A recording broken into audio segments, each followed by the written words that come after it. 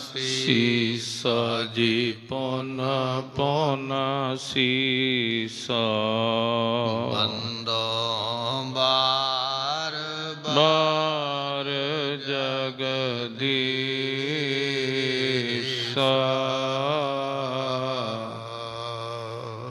ਮਿਲ ਪੌਤਰਨ ਗੁਰਪੁਰੀ ਸੁਧਾਰੇ। ਮਿਲ ਪੌਤਰਨ ਗੁਰਪੁਰੀ ਪਧਾਰੇ। ਤੀਨੋਂ ਤਨ ਟੋਡਰ ਸੰਸਕਾਰੇ। ਚੁਨੇ ਪੁਸ਼ਪ ਬਾਸਨ ਮਹਿ ਡਾਰੇ। ਸਭ ਸਿੱਖਨ ਮਿਲ ਤਹਾਂ ਦਵਾਏ। ਇਮ ਮਾਹੀ ਸਭ ਗਾਥ ਸੁਨਾਏ। ਵਾਹਿਗੁਰੂ ਜੀ ਕਾ ਖਾਲਸਾ ਵਾਹਿਗੁਰੂ ਜੀ ਕੀ ਫਤਿਹ। ਪਤਿਤ ਪਾਵਨ ਕਿਰਪਾ ਨਿਧਾਨ ਸਤਿਗੁਰੂ ਗਰੀਬ ਨਵਾਜ। ਗੁਰੂ ਗ੍ਰੰਥ ਸਾਹਿਬ ਜੀਆਂ ਦੀ ਪਵਿੱਤਰ ਪਾਵਨ ਹਜ਼ੂਰੀ ਦਾ ਆਨੰਦ ਮਾਣ ਰਹੀ ਗੁਰੂ ਕੀ ਸੰਗਤ। ਸਤਿਗੁਰਾਂ ਦੀ ਹਜ਼ੂਰੀ ਅੰਦਰ ਬੈਠ ਕੇ ਗੁਰਬਾਣੀ ਦੇ ਰਸ ਭਿੰਨੇ ਕੀਰਤਨ ਸ਼ਬਦ ਸਰਵਣ ਕੀਤੇ। ਧੰਨ ਗੁਰੂ ਗੋਬਿੰਦ ਸਿੰਘ ਮਹਾਰਾਜ ਸਾਹਿਬ ਜੀ ਦਾ ਇਤਿਹਾਸ ਆਪਾਂ ਲੜੀਵਾਰ ਕਥਾ ਦੇ ਅੰਦਰ ਸਰਵਣ ਕਰ ਰਹੇ ਹਾਂ। ਮਹਾਰਾਜ ਸਾਹਿਬ ਜੀ ਦੇ ਸਿੱਖਾਂ ਦੇ ਅਤੇ ਮਾਤਾ ਗੁਜਰੀ ਜੀ ਹੋਰ ਪਤਵੰਤੇ ਗੁਰਮੁਖਾਂ ਦੇ ਸੱਜਣਾਂ ਦੇ ਕਹਿਣ ਤੇ ਮਹਾਰਾਜ ਸਾਹਿਬ ਜੀਆਂ ਨੇ ਅਨੰਦਪੁਰ ਸਾਹਿਬ ਆਪਣੇ ਘਰ ਨੂੰ ਅਤੇ ਆਪਣੇ ਕਿਲਿਆਂ ਨੂੰ ਉਸ ਵੇਲੇ ਛੱਡਿਆ ਹੈ। ਅਨੰਦਪੁਰ ਸਾਹਿਬ ਦੇ ਵਿੱਚ 5 ਕਿਲੇ ਬਣਵਾਏ ਸਨ। ਗੁਰੂ ਗੋਬਿੰਦ ਸਿੰਘ ਮਹਾਰਾਜ ਜੀਆਂ ਨੇ ਪਰ ਸਿੰਘਾਂ ਦੇ ਕਹਿਣ ਕਰਕੇ ਮਹਾਰਾਜ ਇਹ ਸਾਰੇ ਕਿਲੇ ਤਿਆਗ ਕੇ ਆਪਣਾ ਘਰ ਛੱਡ ਕੇ ਅਨੰਦਪੁਰ ਸਾਹਿਬ ਤੋਂ ਚੱਲ ਪਏ। ਸਰਸਾ ਨਦੀ ਤੇ ਪਰਿਵਾਰ ਦਾ ਵਿਛੋੜਾ ਹੋਇਆ। ਚਮਕੌਰ ਸਾਹਿਬ ਵੱਡਾ ਭਾਰੀ ਜੰਗ ਹੋਇਆ ਤੇ ਸਿੰਘਾਂ ਦੀ ਸ਼ਹਾਦਤ ਹੋਈ ਹੈ। ਛੋਟੇ ਸਾਹਿਬਜ਼ਾਦੇ ਮਾਤਾ ਗੁਜਰੀ ਜੀਆਂ ਦੇ ਨਾਲ ਗੰਗੂ ਬ੍ਰਾਹਮਣ ਆਪਣੇ ਘਰ ਵਿੱਚ ਲੈ ਗਿਆ ਹੈ। ਮਰਿੰਡੇ ਦੇ ਕੋਤਵਾਲ ਜਾਨੀ ਖਾਂ ਮਾਨੀ ਖਾਂ ਦੇ ਕੋਲੋਂ ਗ੍ਰਿਫਤਾਰੀ ਕਰਵਾਈ ਹੈ। ਸਾਹਿਬਜ਼ਾਦਿਆਂ ਨੂੰ ਉਸ ਵੇਲੇ ਸਰਹੰਦ ਪਹੁੰਚਾਇਆ ਗਿਆ ਹੈ। ਵਾਰ-ਵਾਰ ਸਾਹਿਬਜ਼ਾਦਿਆਂ ਦੀ ਪੇਸ਼ੀ ਵਜ਼ੀਰ ਖਾਨ ਦੀ ਕਚਹਿਰੀ ਵਿੱਚ ਹੁੰਦੀ ਹੈ। ਸਾਹਿਬਜ਼ਾਦਿਆਂ ਨੂੰ ਕਈ ਤਰ੍ਹਾਂ ਦੇ ਲਾਲਚ ਦਿੱਤੇ ਗਏ। ਜਦੋਂ ਲਾਲਚ ਵਸ ਗੱਲ ਨਹੀਂ ਬਣੀ ਹੈ ਫਿਰ ਇਹਨਾਂ ਨੂੰ ਉਸ ਵੇਲੇ ਜਿਹੜੀ ਖਮਚੀ ਹੈ ਉਹਦੇ ਨਾਲ ਕੁੱਟਿਆ ਗਿਆ ਹੈ। ਆਪਾਂ ਕਹਿ ਲਈਏ ਕੋੜੇ ਮਾਰੇ ਗਏ, ਚਾਬੁਕ ਮਾਰੇ ਗਏ ਜਾਂ ਤੂਤ ਦੀਆਂ ਛਟੀਆਂ ਮਾਰੀਆਂ ਗਈਆਂ। ਫਿਰ ਵੀ ਧਰਮ ਨਹੀਂ ਕਬੂਲਿਆ ਹੈ ਤੇ ਉਸ ਵੇਲੇ ਗੁਲੇਲੇ ਮਾਰੇ ਗਏ, ਪੱਥਰ ਮਾਰੇ ਗਏ, ਪਿੱਪਲ ਦੇ ਰੁੱਖ ਦੇ ਨਾਲ ਬੰਨ੍ਹ ਗਏ। ਫਿਰ ਵੀ ਧਰਮ ਦੇ ਉੱਪਰ ਦ੍ਰਿੜ ਵੇਖ ਕੇ ਉਸ ਵੇਲੇ ਫਿਰ ਕਾਜੀ ਵੱਲੋਂ ਫਤਵਾ ਪੜ੍ਹਿਆ ਗਿਆ ਵੀ ਨੀਹਾਂ ਵਿੱਚ ਚਿਣ ਕੇ ਇਹਨਾਂ ਨੂੰ ਸ਼ਹੀਦ ਕੀਤਾ ਜਾਵੇ। ਨੀਹਾਂ ਵਿੱਚ ਚਿਣਿਆ ਗਿਆ ਹੈ। ਜਿਸ ਵੇਲੇ ਕੰਧ ਮੋਢਿਆਂ ਤੱਕ ਆਈ ਹੈ, ਬੇਹੋਸ਼ੀ ਦੀ ਹਾਲਤ ਵਿੱਚ ਸਾਹਿਬਜ਼ਾਦੇ ਉਸ ਵੇਲੇ ਡਿੱਗ ਪਏ ਤੇ ਉਹ ਜਿਹੜੀ ਕੰਧ ਹੈ ਉਹ ਵੀ ਡਿੱਗ ਪਈ। ਅੱਜ ਆਪਾਂ ਜਾ ਕੇ ਸ੍ਰੀ ਫਤਿਹਗੜ੍ਹ ਸਾਹਿਬ ਦਰਸ਼ਨ ਕਰਦੇ ਹਾਂ।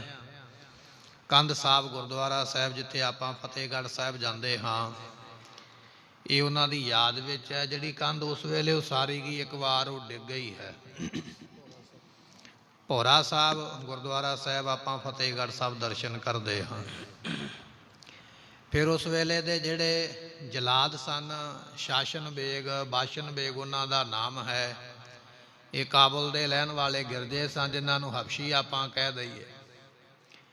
ਉਸ ਵੇਲੇ ਸਾਹਿਬਜ਼ਾਦਿਆਂ ਨੂੰ ਸੁਰਤ ਵਿੱਚ ਲਿਆਂਦਾ ਹੈ। ਫਿਰ ਪੁੱਛਿਆ ਗਿਆ ਕਿ ਤੁਸੀਂ ਧਰਮ ਕਬੂਲ ਕਰਦੇ ਹੋ ਤੇ ਅਜੇ ਜ਼ਿੰਦਗੀ ਬਚ ਸਕਦੀ ਹੈ। ਜਦੋਂ ਨਾਹ ਦੇ ਵਿੱਚ ਸਿਰ ਹਿਲਾਇਆ ਹੈ, ਛਾਤੀ ਦੇ ਉੱਪਰ ਗੋਡੇ ਰੱਖ ਕੇ ਇਹਨਾਂ ਨੇ ਸਾਹਿਬਜ਼ਾਦਿਆਂ ਦੀਆਂ ਸਾਹ ਦੀਆਂ ਰਗਾਂ ਜਿਹੜੀਆਂ ਸਨ ਛੁਰੀ ਨਾਲ ਕੱਟ ਦਿੱਤੀਆਂ। ਇਸ ਤਰ੍ਹਾਂ ਸਾਹਿਬਜ਼ਾਦਿਆਂ ਦੀ ਸ਼ਹਾਦਤ ਹੋਈ ਹੈ। ਇਹ ਖਬਰ ਜਿਸ ਵੇਲੇ ਮਾਤਾ ਗੁਜਰੀ ਜੀਆਂ ਨੂੰ ਮਿਲੀ ਹੈ, ਟੋਡਰ ਮੱਲ ਨੇ ਜਾ ਕੇ ਦੱਸਿਆ ਹੈ। ਟੋਡਰ ਮੱਲ ਇੱਕ ਸਿੱਖ ਹੈ ਮਹਾਰਾਜ ਜੀ ਦਾ।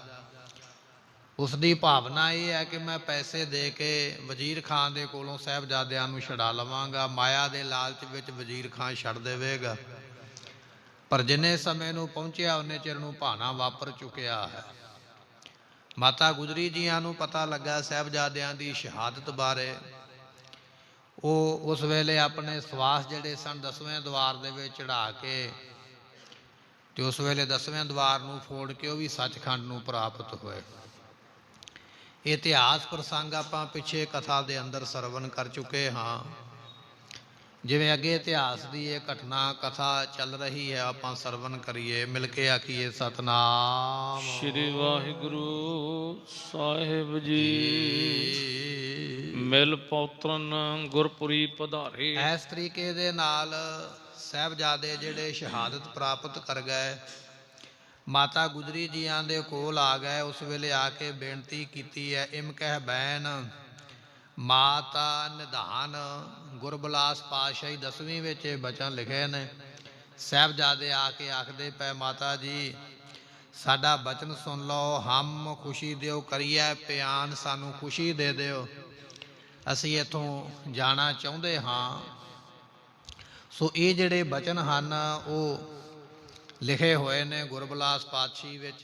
ਕੀ ਬਚਨ ਲਿਖਿਆ ਆਪਾਂ ਸਰਵਣ ਕਰਦੇ ਹਾਂ। ਇਮ ਕਹੇ ਬੈਨ ਮਾਤਾ ਨਿਧਾਨ। ਇਹ ਸਾਹਿਬਜ਼ਾਦਿਆਂ ਦੀਆਂ ਜਿਹੜੀਆਂ ਪਵਿੱਤਰ ਰੂਹਾਂ ਹਨ ਉਹ ਮਾਤਾ ਜੀ ਦੇ ਕੋਲ ਆਏ, ਜਿੱਥੇ ਮਾਤਾ ਜੀ ਬੈਠੇ ਨਾ ਠੰਡੇ ਬੁਰਜ ਦੇ ਵਿੱਚ, ਤੇ ਉਹਨਾਂ ਪਵਿੱਤਰ ਸਰੀਰਾਂ ਨੇ ਆ ਕੇ, ਇਹ ਜਿਹੜਾ ਸਰੀਰ ਸਾਨੂੰ ਦਿਸਦਾ ਹੈ ਇਹ ਨਹੀਂ, ਜਿਸ ਨੂੰ ਆਪਾਂ ਸੂਖਸ਼ਮ ਸਰੀਰ ਕਹਿ ਦਿੰਦੇ ਹਾਂ, ਉਹ ਸਰੀਰ ਦੇ ਵਿੱਚ ਪ੍ਰਕਾਸ਼ ਰੂਪ ਦੇ ਵਿੱਚ ਸਾਹਿਬਜ਼ਾਦੇ ਮਾਤਾ ਜੀ ਦੇ ਕੋਲ ਆਏ ਹਨ।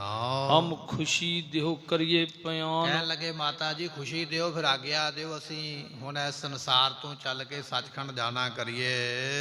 ਬੋਲੀ ਪਛਾਨ ਜਨਨੀ ਸੋਤਾ। ਉਸ ਵੇਲੇ ਮਾਤਾ ਗੁਜਰੀ ਜੀਆਂ ਨੇ ਜਦੋਂ ਆਵਾਜ਼ ਪਛਾਣੀ ਨਾ ਵੀ ਇਹ ਤੇ ਮੇਰੇ ਪੋਤਰਿਆਂ ਦੀ ਆਵਾਜ਼ ਹੈ, ਜਦੋਂ ਆਵਾਜ਼ ਪਈ ਨਾ ਕੰਨਾਂ ਦੇ ਵਿੱਚ, ਆਵਾਜ਼ ਪਛਾਣੀ ਹੈ, ਤੇ ਉਸ ਵੇਲੇ ਆਵਾਜ਼ ਪਛਾਣ ਕੇ ਫਿਰ ਮਾਤਾ ਗੁਜਰੀ ਜੀ ਕਹਿਣ ਲੱਗੇ, ਲੱਖ ਆਗ ਪਾਸ਼ ਕਹਿਓ ਸੋ ਬਾਤ। ਮਾਤਾ ਜੀ ਨੇ ਵੇਖਿਆ, ਪਹਿਲਾਂ ਅੱਗੇ ਵੇਖਿਆ ਵੀ ਅੱਗੇ ਵੀ ਸਾਹਿਬਜ਼ਾਦੇ ਨਹੀਂ ਦਿਖਾਈ ਦਿੰਦੇ, ਹੋ ਸਕਦਾ ਬੱਚੇ ਨੇ ਘੁੰਮ ਕੇ ਸਾਡੇ ਪਿੱਛੇ ਖੜ ਗਏ, ਹੁਣ ਪਿੱਛੇ ਮੁੜ ਕੇ ਵੇਖਿਆ, ਪਿੱਛੇ ਵੀ ਦਿਖਾਈ ਨਹੀਂ ਦਿੰਦੇ, ਸੱਜੇ ਖੱਬੇ ਵੇਖਿਆ ਹੈ, ਪਰ ਸਾਹਿਬਜ਼ਾਦਿਆਂ ਦੇ ਸਰੀਰ ਜਿਹੜੇ ਨੇ ਉਸ ਵੇਲੇ ਦਿਖਾਈ ਨਹੀਂ ਦਿੰਦੇ ਹਨ।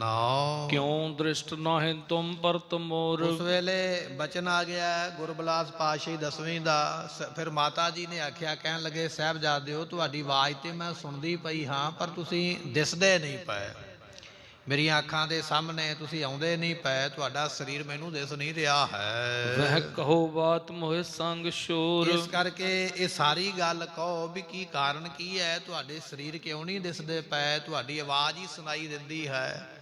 ਜਿਸ ਵੇਲੇ ਮਾਤਾ ਗੁਜਰੀ ਜੀ ਇਸ ਤਰ੍ਹਾਂ ਪੋਤਰਿਆਂ ਨੂੰ ਪੁੱਛਦੇ ਹਨ, ਬੋਲੇ ਸੁਬੀਰ ਦੋਨੋਂ ਨਿਧਾਨ। ਇਹ ਜਿਹੜੇ ਦੋਨੇ ਹੀ ਸੂਰਮੇ ਨੇ ਨਾ, ਗੁਰਮੁਖੋ ਸੂਰਮੇ ਹੀ ਨੇ ਨਾ ਦੋਨੇ ਜਾਣੇ, ਜਿਨ੍ਹਾਂ ਨੇ ਧਰਮ ਦੀ ਖਾਤਰ ਆਪਣਾ ਸਰੀਰ ਕੁਰਬਾਨ ਕਰ ਦਿੱਤਾ। ਸੋ ਐਸੇ ਸੂਰਮੇ ਉਸ ਵੇਲੇ ਬਾਬਾ ਜੋਰਾਵਰ ਸਿੰਘ ਜੀ, ਬਾਬਾ ਫਤਿਹ ਸਿੰਘ ਜੀ ਸੁਣ ਕੇ ਮਾਤਾ ਜੀ ਦੇ ਬਚਨ ਬੋਲੇ ਹਨ।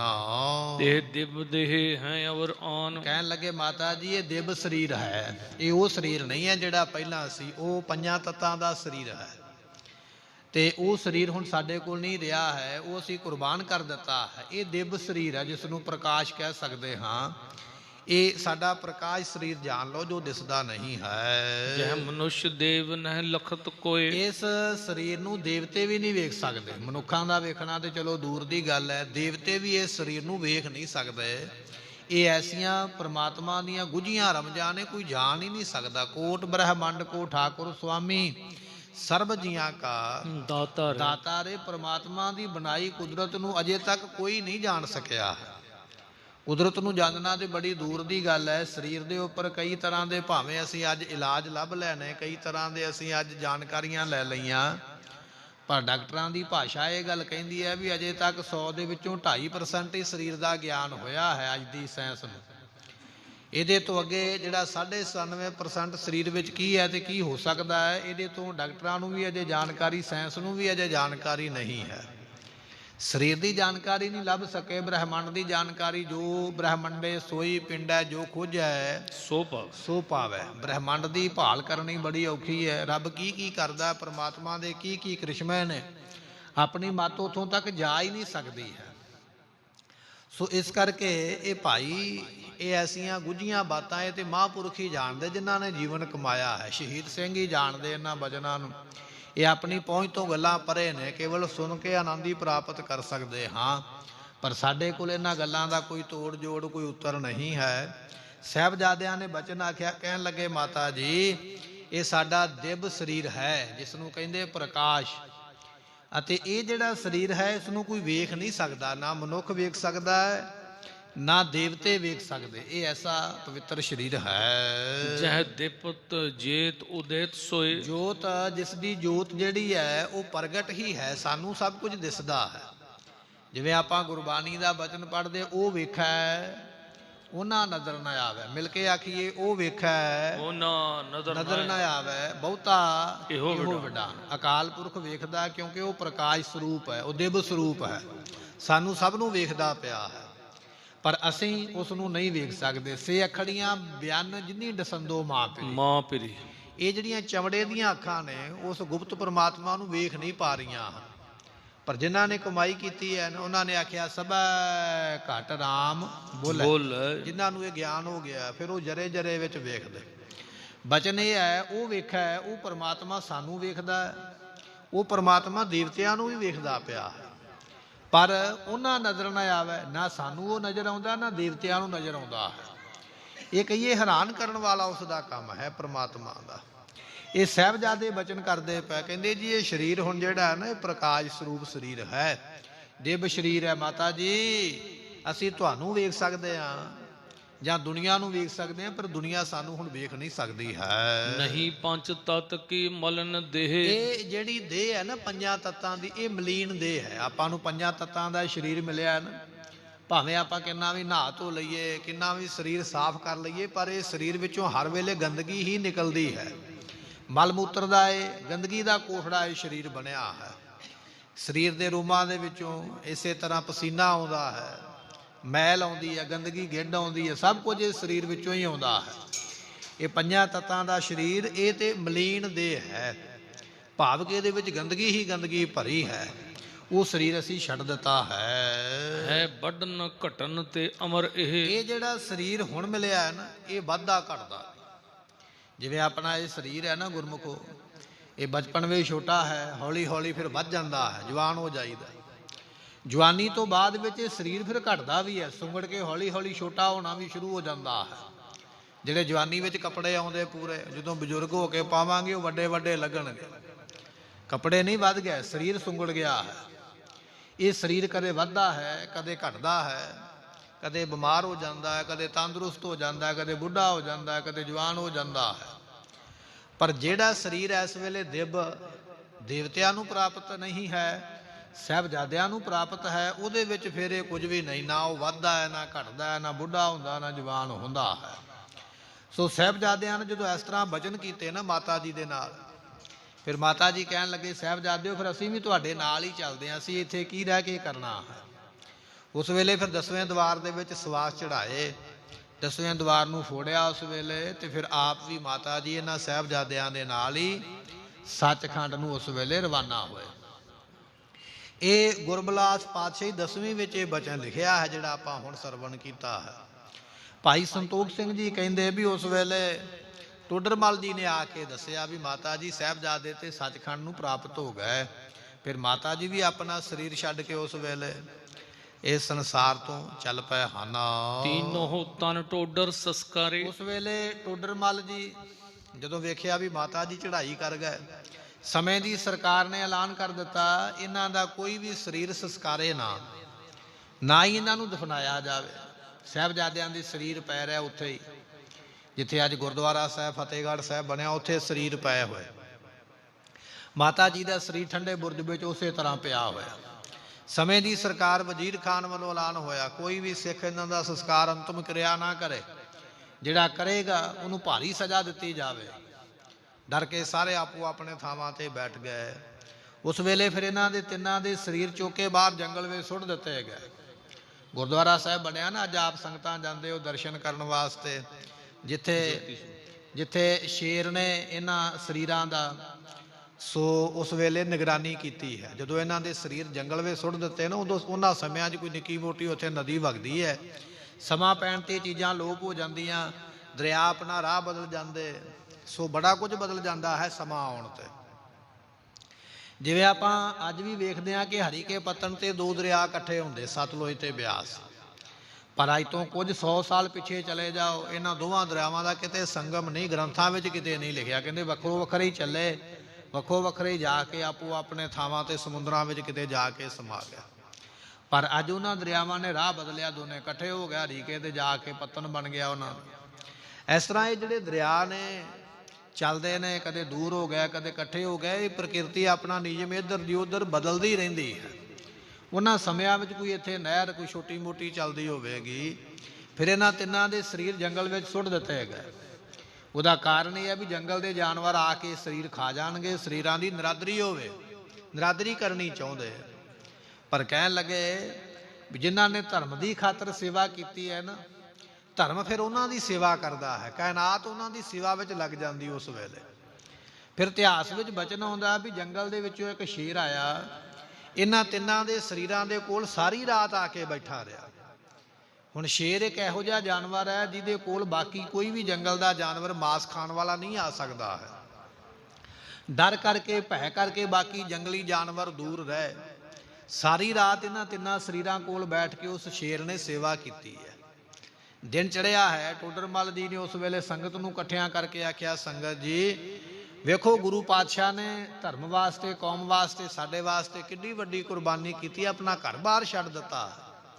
ਸਾਹਿਬਜ਼ਾਦਿਆਂ ਦੀ ਉਮਰ ਆਪਾਂ ਵੇਖੀਏ 7-9 ਸਾਲ ਦੀ ਹੈ। ਧਰਮ ਨਹੀਂ ਉਹਨਾਂ ਨੇ ਹਾਰਿਆ, ਕੁਰਬਾਨੀਆਂ ਕਰ ਦਿੱਤੀਆਂ, ਸ਼ਹਾਦਤ ਪ੍ਰਾਪਤ ਕਰ ਗਏ।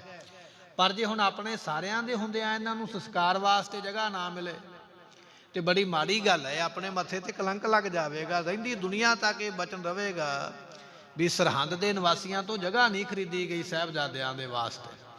ਉਸ ਵੇਲੇ ਟੋਡਰ ਮੱਲ ਜੀਆਂ ਨੇ ਕੁਝ ਵਿੱਚ ਪਤਵੰਤੇ ਵਿਅਕਤੀਆਂ ਨੂੰ ਪਾ ਕੇ ਵਜ਼ੀਰ ਖਾਨ ਨਾਲ ਫਿਰ ਉਸ ਵੇਲੇ ਰਾਬਤਾ ਕਾਇਮ ਕੀਤਾ, ਗੱਲਬਾਤ ਕੀਤੀ ਹੈ ਵੀ ਜੇ ਸਾਹਿਬਜ਼ਾਦਿਆਂ ਦਾ ਸੰਸਕਾਰ ਕਰਨ ਵਾਸਤੇ ਜਗ੍ਹਾ ਲੈਣੀ ਹੋਵੇ ਤੇ ਸਰਕਾਰ ਉਹਦਾ ਕੀ ਮੁੱਲ ਲਵੇਗੀ।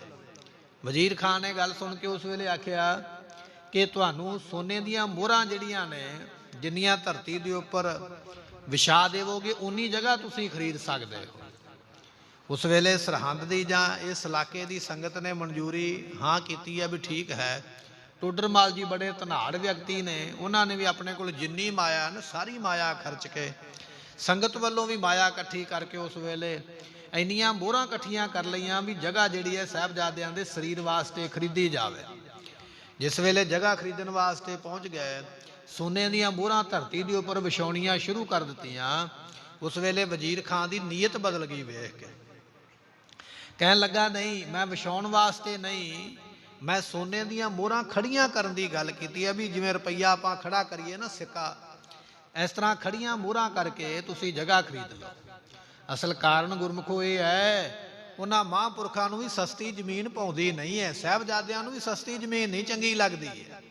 ਉਹ ਵੀ ਚਾਹੁੰਦੇ ਨੇ ਵੀ ਸਾਡੇ ਵਾਸਤੇ ਗੁਰੂ ਦੀ ਸੰਗਤ ਮਹਿੰਗੀ ਜ਼ਮੀਨ ਖਰੀਦ ਕੇ ਸਾਡੇ ਪਵਿੱਤਰ ਸਰੀਰਾਂ ਦਾ ਉੱਥੇ ਅੰਤਮ ਸੰਸਕਾਰ ਕੀਤਾ ਜਾਵੇ। ਜਦੋਂ ਵਜ਼ੀਰ ਖਾਨ ਨੇ ਆਖਿਆ ਵੀ ਇਹ ਮੋਹਰਾਂ ਵਿਛਾ ਕੇ ਨਹੀਂ, ਖੜੀਆਂ ਕਰਕੇ ਜਗ੍ਹਾ ਲਓਗੇ ਤੇ ਦੇਵਾਂਗੇ, ਸੰਗਤ ਨੇ ਔਰ ਟੋਡਰ ਮੱਲ ਜੀਆਂ ਨੇ ਵੀ ਬਚਨ ਮੰਨ ਲਿਆ। ਕਹਿਣ ਲੱਗੇ ਸਾਨੂੰ ਇਹ ਵੀ ਮਨਜ਼ੂਰ ਹੈ। ਉਸ ਵੇਲੇ ਗੁਰਮੁਖੋ ਮੋਹਰਾਂ ਖੜੀਆਂ ਕਰਕੇ ਫਿਰ ਜਿੰਨੀ ਜਗ੍ਹਾ ਖਰੀਦੀ ਗਈ ਨਾ, ਅੱਜ ਤੁਸੀਂ ਜਾਂਦੇ ਹੋ ਨਾ ਜੋਤੀ ਸਰੂਪ ਗੁਰਦੁਆਰਾ ਸਾਹਿਬ ਦਰਸ਼ਨ ਕਰਨ ਵਾਸਤੇ, ਜਿੱਥੇ ਮਹਾਰਾਜ ਸਾਹਿਬ ਜੀਆਂ ਦੀ ਪਾਲਕੀ ਸਾਹਿਬ ਬਿਰਾਜਮਾਨ ਹੈ, ਜਿੱਥੇ ਗੁਰੂ ਗ੍ਰੰਥ ਸਾਹਿਬ ਦਾ ਪ੍ਰਕਾਸ਼ ਹੁੰਦਾ। ਆਪ ਸੰਗਤਾਂ ਉਹ ਥੜਾ ਦੇਖਦੇ ਹੋ, ਇਹ ਥੜਾ ਉਹ ਜਗ੍ਹਾ ਹੈ ਜਿਹੜੀ ਟੋਡਰ ਮੱਲ ਜੀ ਦੇ ਵੱਲੋਂ ਮੋਹਰਾਂ ਖੜੀਆਂ ਕਰਕੇ ਉਹ ਜਗ੍ਹਾ ਖਰੀਦੀ ਗਈ ਹੈ।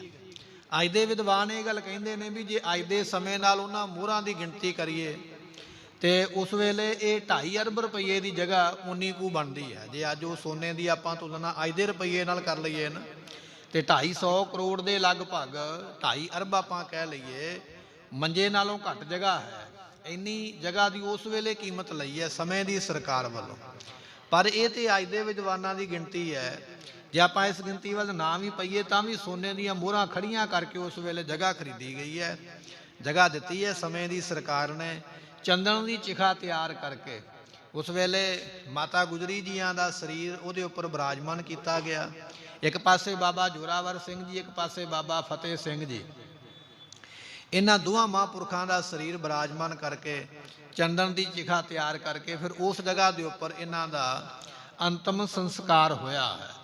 ਉਸ ਗੁਰਦੁਆਰੇ ਦਾ ਨਾਮ ਇਤਿਹਾਸ ਦੇ ਵਿੱਚ ਜੋਤੀ ਸਰੂਪ ਉਸ ਗੁਰਦੁਆਰਾ ਸਾਹਿਬ ਨੂੰ ਕਹਿੰਦੇ ਨੇ, ਜਿੱਥੇ ਇਹਨਾਂ ਸਾਹਿਬਜ਼ਾਦਿਆਂ ਦੇ ਸੰਸਕਾਰ ਕੀਤੇ ਗਏ। ਅਤੇ ਫਿਰ ਇਸੇ ਤਰ੍ਹਾਂ ਇਹਨਾਂ ਦੇ ਫੁੱਲ ਚੁੱਕੇ ਤੇ ਉਹ ਜਿਹੜੇ ਸਨ ਉਸ ਵੇਲੇ ਗਾਗਰਾਂ ਦੇ ਵਿੱਚ ਪਾ ਕੇ ਉਸੇ ਜਗ੍ਹਾ ਦੇ ਉੱਪਰ ਹੀ ਉਹ ਜਿਹੜੇ ਫੁੱਲ ਸਨ ਉਹਨਾਂ ਨੂੰ ਧਰਤੀ ਦੇ ਵਿੱਚ ਹੀ ਰੱਖ ਕੇ ਤੇ ਉੱਪਰ ਥੜਾ ਬਣਾ ਦਿੱਤਾ ਗਿਆ। ਅੱਜ ਗੁਰੂ ਗ੍ਰੰਥ ਸਾਹਿਬ ਮਹਾਰਾਜ ਦੀ ਪਾਲਕੀ ਦਾ ਹੀ ਕੇਵਲ ਉਹਦੇ ਉੱਪਰ ਪ੍ਰਕਾਸ਼ ਹੁੰਦਾ ਹੈ। ਗੁਰੂ ਕਾ ਜਿਹੜਾ ਗ੍ਰੰਥੀ ਸਿੰਘ ਹੈ ਉਹਦੇ ਵਾਸਤੇ ਵੱਖਰਾ ਇੱਕ ਬੈਂਚ ਬਣਾ ਕੇ, ਜਿਸ ਵੇਲੇ ਹੁਕਮਨਾਮਾ ਲੈਂਦੇ ਜਾਂ ਬੈਠਦੇ, ਉਹ ਵੱਖਰਾ ਇੱਕ ਬੈਂਚ ਬਣਾ ਕੇ ਨਾਲ ਥੜੇ ਦੇ ਲਾਇਆ ਹੈ। ਕੇਵਲ ਉਹ ਥੜਾ ਉਨੀ ਜਗ੍ਹਾ ਹੈ ਜਿਸ ਜਗ੍ਹਾ ਨੂੰ ਟੋਡਰ ਮੱਲ ਜੀ ਵੱਲੋਂ ਖਰੀਦਿਆ ਗਿਆ। ਔਰ ਇਹਨਾਂ ਤਿੰਨਾਂ ਮਹਾਂਪੁਰਖਾਂ ਦੇ ਜਿਹੜੇ ਸਨ ਉਹ ਅੰਤਮ ਸੰਸਕਾਰ ਕੀਤੇ ਗਏ। ਉਹ ਸੰਗਤ ਦੇ ਪੈਸੇ ਦੇ ਨਾਲ ਭਾਈ ਟੋਡਰ ਮੱਲ ਜੀ ਨੇ ਆਪਣੀ ਸਾਰੀ ਕਮਾਈ ਲਾ ਕੇ ਇਹ ਗੁਰਮੁਖੋ ਵੱਡੀ ਭਾਰੀ ਸੇਵਾ ਉਸ ਵੇਲੇ ਇਹਨਾਂ ਦੇ ਵੱਲੋਂ ਹੋਈ ਹੈ। ਅੱਜ ਵੀ ਟੋਡਰ ਮੱਲ ਜੀਆਂ ਦਾ ਘਰ ਹਵੇਲੀ ਜਿਹੜੀ ਹੈ ਫਤਿਹਗੜ੍ਹ ਸਾਹਿਬ ਦੇ ਵਿੱਚ ਹੈ। ਕੁਝ ਸੰਗਤਾਂ ਦਰਸ਼ਨ ਕਰਦੀਆਂ ਪਈਆਂ। ਕਾਰ ਸੇਵਾ ਵਾਲਿਆਂ ਦੇ ਵੱਲੋਂ ਉਸ ਹਵੇਲੀ ਨੂੰ ਮੁਰੰਮਤ ਦੇ ਤੌਰ ਤੇ ਫਿਰ ਦੁਬਾਰਾ ਜਿਹੜਾ ਹੈ ਉਹ ਖੜਾ ਕੀਤਾ ਜਾ ਰਿਹਾ ਹੈ ਨਿਸ਼ਾਨੀ ਦੇ ਤੌਰ ਤੇ। ਰੋਹ ਵਿਚਾਰ ਇਸ ਤਰ੍ਹਾਂ ਹੈ ਵੀ ਇਸ ਤਰ੍ਹਾਂ ਇਹਨਾਂ ਦੇ ਸਰੀਰ ਜਿਹੜੇ ਸਨ ਉਹਨਾਂ ਦਾ ਸਾਂਭ ਸੰਭਾਲ ਸੰਗਤ ਵੱਲੋਂ ਔਰ ਟੋਡਰ ਮੱਲ ਜੀ ਵੱਲੋਂ ਹੋਈ ਹੈ। ਜਿੱਥੇ ਸ਼ੇਰ ਨੇ ਸਾਰੀ ਰਾਤ ਬੈਠ ਕੇ ਪਹਿਰਾ ਦਿੱਤਾ ਹੈ, ਉੱਥੇ ਵੀ ਗੁਰਦੁਆਰਾ ਸਾਹਿਬ ਬਣਿਆ ਹੋਇਆ। ਇਤਿਹਾਸ ਆਪ ਸੰਗਤਾਂ ਵਾਸਤੇ ਉੱਥੇ ਲਿਖਿਆ ਹੈ ਵੀ ਇੱਥੋਂ ਨਦੀ ਲੰਘਦੀ ਹੈ ਤੇ ਸਰੀਰ ਸੁੱਟ ਦਿੱਤੇ ਗਏ ਸਨ ਜੰਗਲ ਦੇ ਵਿੱਚ। ਸ਼ੇਰ ਨੇ ਸੇਵਾ ਕਰਕੇ ਆਪਣਾ ਤਨ ਸਫਲਾ ਕੀਤਾ ਹੈ। ਜਿੱਥੇ ਸਾਹਿਬਜ਼ਾਦਿਆਂ ਦੀ ਸ਼ਹਾਦਤ ਹੋਈ ਹੈ, ਗੁਰਦੁਆਰਾ ਸਾਹਿਬ ਫਤਿਹਗੜ੍ਹ ਸਾਹਿਬ ਬਣਿਆ ਹੈ। ਜਿੱਥੇ ਮਾਤਾ ਗੁਜਰੀ ਜੀਆਂ ਨੇ ਸਰੀਰ ਛੱਡਿਆ ਹੈ, ਉੱਥੇ ਠੰਡਾ ਬੁਰਜ ਜਿਹੜਾ ਹੈ ਉਹ ਬਣਿਆ ਹੋਇਆ। ਬੁਰਜ ਸਾਹਿਬ ਦੇ ਵਿੱਚ ਮਾਤਾ ਜੀ ਨੇ ਸਰੀਰ ਛੱਡਿਆ ਹੈ। ਅਤੇ ਜਿੱਥੇ ਇਹਨਾਂ ਦੇ ਅੰਤਮ ਸੰਸਕਾਰ ਹੋਏ ਉਹ ਗੁਰਦੁਆਰਾ ਸਾਹਿਬ ਜੋਤੀ ਸਰੂਪ ਬਣਿਆ ਹੋਇਆ ਹੈ। ਬਾਬਾ ਬੰਦਾ ਸਿੰਘ ਬਹਾਦਰ ਨੇ ਜਿਸ ਵੇਲੇ ਚੱਪੜਚਿੜੀ ਦਾ ਜੰਗ ਲੜਿਆ, ਬੇਅੰਤ ਸਿੰਘ ਸ਼ਹਾਦਤਾਂ ਪ੍ਰਾਪਤ ਕਰ ਗਏ। ਅੱਗੇ ਇਤਿਹਾਸ ਵਿੱਚ ਆਪਾਂ ਬਚਨ ਸਰਵਣ ਕਰਾਂਗੇ। ਗੁਰੂ ਗੋਬਿੰਦ ਸਿੰਘ ਮਹਾਰਾਜ ਜੀ ਨੇ ਆਖਿਆ ਸੀ, ਮੇਰਾ ਖਾਲਸਾ ਸਰਹੰਦ ਦੀ ਇੱਟ ਦੇ ਨਾਲ ਇੱਟ ਵਜਾ ਦੇਵੇਗਾ। ਜਦੋਂ ਬਾਬਾ ਬੰਦਾ ਸਿੰਘ ਬਹਾਦਰ ਫੌਜ ਲੈ ਕੇ ਸਰਹੰਦ ਪਹੁੰਚੇ ਸਨ, ਉਸ ਵੇਲੇ ਜਿਹੜੇ ਸਿੰਘ ਸ਼ਹੀਦ ਹੋਏ ਸਨ ਉਹਨਾਂ ਦਾ ਸੰਸਕਾਰ ਵੀ ਗੁਰਦੁਆਰਾ ਸਾਹਿਬ ਫਤਿਹਗੜ੍ਹ ਸਾਹਿਬ ਦੇ ਨਾਲ ਹੀ ਬਿਲਕੁਲ ਜਗ੍ਹਾ ਬਣੀ ਹੋਈ, ਕਮਰਾ ਬਣਿਆ। ਆਪ ਸੰਗਤਾਂ ਉੱਥੇ ਵੀ ਮੱਥਾ ਟੇਕਦੇ ਹੋ। ਇਹਨਾਂ ਦੇ ਸੰਸਕਾਰ ਉਸ ਜਗ੍ਹਾ ਦੇ ਉੱਪਰ ਕੀਤੇ ਗਏ। ਇਹ ਸ਼ਹੀਦਾਂ ਦੀ ਮਹਾਨ ਉਹ ਧਰਤੀ ਹੈ। ਜਿਸ ਵੇਲੇ ਬੰਦਾ ਸਿੰਘ ਬਹਾਦਰ ਪਹੁੰਚੇ ਸਨ ਸਰਹੰਦ, ਇਤਿਹਾਸਕਾਰਾਂ ਦਾ ਬਚਨ ਇਹ ਹੈ ਵੀ ਉਸ ਵੇਲੇ ਸਰਹੰਦ ਦੇ ਜਿਹੜੇ ਅਮੀਰ ਲੋਕ ਸਨ ਉਹ ਫਿਰ ਆਪੋ ਆਪਣੇ ਕੋਲੋਂ ਪੈਸਾ ਲੈ ਕੇ ਤੇ ਬਾਬਾ ਬੰਦਾ ਸਿੰਘ ਬਹਾਦਰ ਨੂੰ ਉਹਨਾਂ ਨੇ ਨਜ਼ਰਾਨੇ ਜਿਹੜੇ ਭੇਟ ਕੀਤੇ ਸਨ ਵੀ ਆਹ ਮਾਇਆ ਲੈ ਲਵੋ। ਪਰ ਵਜ਼ੀਰ ਖਾਨ ਤੇ ਮਰ ਗਿਆ ਹੈ, ਹੁਣ ਸਰਹੰਦ ਨੂੰ ਨਾ ਢਾਇਆ ਜਾਵੇ। ਇਹ ਸਾਡੇ ਇੱਥੇ ਘਰ ਬਣੇ ਹੋਏ ਨੇ, ਸਰਹੰਦ ਦਾ ਕੋਈ ਕਸੂਰ ਨਹੀਂ ਹੈ। ਤੇ ਉੱਥੇ ਕੁਝ ਵਿਦਵਾਨਾਂ ਦਾ ਬਚਨ ਇਹ ਆਉਂਦਾ ਹੈ ਵੀ ਬਾਬਾ ਬੰਦਾ ਸਿੰਘ ਬਹਾਦਰ ਨੇ ਫਿਰ ਸਰਹੰਦ ਨੂੰ ਢਾਇਆ ਨਹੀਂ ਹੈ, ਛੱਡ ਦਿੱਤਾ ਵੀ ਚਲੋ ਜੇ ਤੁਸੀਂ ਇਹ ਗੱਲ ਆਖਦੇ ਹੋ। ਬਾਅਦ ਵਿੱਚ ਮਹਾਰਾਜ ਦੇ ਸਿੰਘਾਂ ਨੇ ਫਿਰ ਵਿਚਾਰ ਕੀਤੀ ਹੈ ਬਾਬਾ ਬੰਦਾ ਸਿੰਘ ਬਹਾਦਰ ਤੋਂ ਬਾਅਦ ਵਿੱਚ ਵੀ ਨਹੀਂ, ਗੁਰੂ ਗੋਬਿੰਦ ਸਿੰਘ ਦਾ ਬਚਨ ਅਸੀਂ ਪੂਰਾ ਕਰਨਾ ਹੈ। ਮਹਾਰਾਜ ਨੇ ਆਖਿਆ ਸੀ ਸਰਹੰਦ ਦੀ ਇੱਟ ਦੇ ਨਾਲ ਇੱਟ ਵਜਾਉਣੀ ਹੈ, ਇਹਦੀਆਂ ਜੜ੍ਹਾਂ ਪੱਟਣੀਆਂ ਨੇ, ਉਹ ਅਸੀਂ ਜੜ੍ਹਾਂ ਪੱਟ ਕੇ ਹੀ ਇਸ ਦੀਆਂ ਹਟਾਂਗੇ। ਬਾਅਦ ਵਿੱਚ ਸਿੰਘਾਂ ਨੇ ਸਰਹੰਦ ਨੂੰ ਉਜਾੜ ਦਿੱਤਾ। ਜਿਹੜੀ ਕਈ ਮੀਲਾਂ ਵਿੱਚ ਸਰਹੰਦ ਪਹਿਲਾਂ ਫੈਲੀ ਹੋਈ ਸੀ, 22 ਲੱਖ ਰੁਪਏ ਦਾ ਸਾਲ ਦੀ ਜਿਸ ਦਾ ਆਮਦਨ ਬਣਦੀ ਹੈ ਜਾਂ ਆਪਾਂ ਕਹਿ ਲਈਏ ਟੈਕਸ ਬਣਦਾ ਹੈ, ਐਡੀ ਵੱਡੀ ਵਸਦੀ ਹੋਈ ਸਰਹੰਦ ਨੂੰ ਫਿਰ ਖਾਲਸੇ ਨੂੰ ਉਜਾੜਿਆ। ਸਰਹੰਦ ਦੀਆਂ ਇੱਟਾਂ ਚੁੱਕ ਕੇ ਲਿਜਾ ਕੇ ਦਰਿਆ ਵਿੱਚ ਸੁੱਟਣੀਆਂ, ਇਹ ਗੁਰੂ ਕੇ ਸਿੰਘ ਉਹਨਾਂ ਸਮਿਆਂ ਵਿੱਚ ਆਪਣੀ ਇੱਕ ਜ਼ਿੰਮੇਵਾਰੀ ਸਮਝਦੇ ਸਨ ਵੀ ਇਹ ਮਹਾਰਾਜ ਦਾ ਹੁਕਮ ਹੈ। ਜਿਵੇਂ ਆਪ ਸੰਗਤਾਂ ਮੁਕਤਸਰ ਸਾਹਿਬ ਦੇ ਦਰਸ਼ਨ ਕਰਦੇ ਹੋ, ਉੱਥੇ ਬਚਨ ਸੀ, ਇੱਕ ਸਮਾਧ ਬਣੀ ਹੋਈ ਨਾ, ਕਬਰ ਬਣੀ ਹੋਈ ਹੈ ਇੱਕ ਮੁਗਲ ਦੀ। ਮਹਾਰਾਜ ਨੇ ਆਖਿਆ ਸੀ ਮੁਕਤਸਰ ਦੀ ਯਾਤਰਾ ਉਹਦੀ ਸਫਲਾ ਹੋਵੇਗੀ ਜਿਹੜਾ ਇਸ ਦੀ ਮੜੀ ਤੇ ਆ ਕੇ ਜੁੱਤੀ ਮਾਰੇਗਾ। ਸੋ ਸੰਗਤਾਂ ਜੁੱਤੀਆਂ ਮਾਰਦੀਆਂ ਜਾ ਕੇ। ਫਤਿਹਗੜ੍ਹ ਸਾਹਿਬ ਦੀ ਬਚਨ ਸੀ ਵੀ ਇਹਦੀਆਂ ਇੱਟਾਂ ਚੁੱਕ ਕੇ ਜਿਹੜੀਆਂ ਦਰਿਆ ਦੇ ਵਿੱਚ ਸੁੱਟਣੀਆਂ, ਇਹਦਾ ਮੁੱਢ ਹੀ ਖਤਮ ਕਰ ਦੇਣਾ ਹੈ। ਜਦੋਂ ਵੀ ਜਾਣਾ ਗੁਰੂ ਕੇ ਸਿੰਘਾਂ ਨੇ ਇੱਟ ਰੋੜੀ ਜੋ ਵੀ ਲੱਭਣੀ ਚੁੱਕ ਕੇ ਜਾ ਕੇ ਦਰਿਆ ਵਿੱਚ ਸੁੱਟ ਕੇ ਆਉਣੀ ਵੀ ਅਸੀਂ ਯਾਤਰਾ ਸਫਲੀ ਕਰੀਏ, ਗੁਰੂ ਦਾ ਬਚਨ ਮੰਨੀਏ।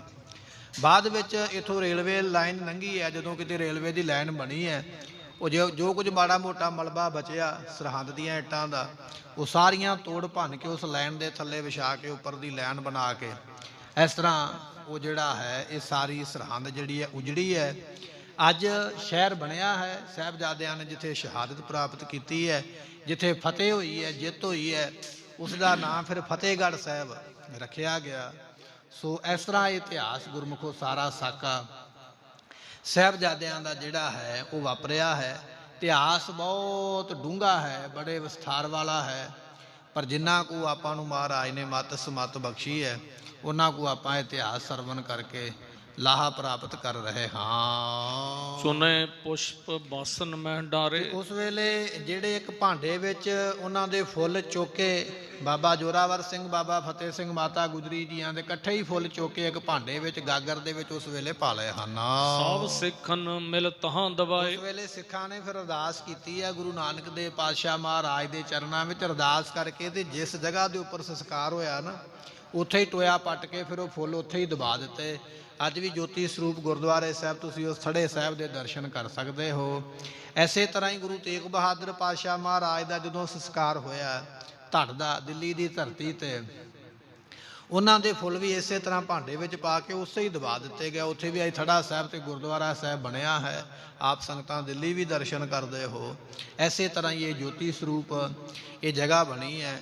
ਆਪ ਸੰਗਤਾਂ ਖਡੂਰ ਸਾਹਿਬ ਜਾਂਦੇ ਹੋ, ਉੱਥੇ ਵੀ ਗੁਰੂ ਅੰਗਦ ਸਾਹਿਬ ਮਹਾਰਾਜ ਜੀਆਂ ਦਾ ਜਿੱਥੇ ਅੰਤਮ ਸੰਸਕਾਰ ਹੋਇਆ ਹੈ ਉੱਥੇ ਹੀ ਫੁੱਲ ਭਾਂਡੇ ਵਿੱਚ ਪਾ ਕੇ ਧਰਤੀ ਵਿੱਚ ਦੱਬੇ ਸਨ। ਉੱਥੇ ਵੀ ਥੜਾ ਬਣਾ ਕੇ ਗੁਰੂ ਗ੍ਰੰਥ ਸਾਹਿਬ ਦਾ ਪ੍ਰਕਾਸ਼ ਹੁੰਦਾ, ਜਿਸ ਨੂੰ ਤੁਸੀਂ ਗੁਰਦੁਆਰਾ ਸਾਹਿਬ ਖੱਡੀ ਸਾਹਿਬ ਕਹਿੰਦੇ ਹੋ, ਉਸੇ ਦਾ ਨਾਮ ਹੀ ਖੱਡੀ ਸਾਹਿਬ ਹੈ। ਉਸੇ ਗੁਰਦੁਆਰੇ ਦਾ ਨਾਮ ਹੀ ਦਰਬਾਰ ਸਾਹਿਬ ਹੈ। ਗੁਰਦੁਆਰਾ ਇੱਕੋ ਹੀ ਹੈ, ਨਾਮ ਉਹਦੇ ਵੱਖਰੇ ਵੱਖਰੇ ਨੇ। ਤੇ ਉੱਥੇ ਵੀ ਥੜਾ ਬਣਾਇਆ ਹੋਇਆ, ਥੜੇ ਦੇ ਉੱਪਰ ਗੁਰੂ ਗ੍ਰੰਥ ਸਾਹਿਬ ਦਾ ਪ੍ਰਕਾਸ਼ ਹੈ। ਪਰ ਉੱਥੇ ਗ੍ਰੰਥੀ ਸਿੰਘ ਨੂੰ ਬੈਠਣ ਦਾ ਹੁਕਮ ਨਹੀਂ ਹੈ, ਕੇਵਲ ਥੜਾ ਹੀ ਉਹਨਾਂ ਹੈ ਜਿੰਨੀ ਪਾਲਕੀ ਉੱਥੇ ਬਿਰਾਜਮਾਨ ਹੋ ਸਕੇ। ਗੁਰੂ ਕਾ ਵਜ਼ੀਰ ਉੱਥੇ ਖੜ੍ਹ ਕੇ ਹੁਕਮਨਾਮਾ ਲੈ ਕੇ ਸੰਗਤ ਨੂੰ ਸਰਵਨ ਕਰਵਾਉਂਦਾ ਹੈ। ਇਸ ਤਰ੍ਹਾਂ ਦੀਆਂ ਕੁਝ ਇਤਿਹਾਸਕ ਜਗ੍ਹਾ ਨੇ ਜਿੱਥੇ ਜਿੱਥੇ ਇਹ ਮਹਾਰਾਜ ਜੀਆਂ ਨੇ ਆਪਣੇ ਕੌਤਕ ਵਰਤਾਏ ਨੇ। ਕਹਿੰਦੇ ਵੀ ਇਸ ਤਰ੍ਹਾਂ ਭਾਈ ਬਰਤਨ ਵਿੱਚ ਫੁੱਲ ਪਾ ਕੇ ਉਸੇ ਜਗ੍ਹਾ ਦੇ ਉੱਪਰ ਦਬਾ ਦਿੱਤੇ ਗਏ, ਉੱਪਰ ਥੜਾ ਬਣਾਇਆ ਗਿਆ। ਅੱਜ ਤੁਸੀਂ ਉਸ ਗੁਰਦੁਆਰੇ ਨੂੰ ਜੋਤੀ ਸਰੂਪ ਦੇ ਨਾਮ ਦੇ ਨਾਲ ਜਾਣਦੇ ਹੋ। ਇਮ ਮਾਹੀ ਸਭ ਗਾਥ ਸੁਨਾਏ। ਇਹ ਨੂਰਾ ਮਾਹੀ ਜਿਹੜਾ ਹੈ, ਜਿਹਦੇ ਉੱਪਰ ਬੜੀਆਂ ਬਖਸ਼ਿਸ਼ਾਂ ਮਹਾਰਾਜ ਦੀਆਂ ਹੋਈਆਂ, ਇਹ ਸਾਰੀ ਗੱਲਬਾਤ ਸੁਣਾਉਂਦਾ ਪਿਆ ਹੈ।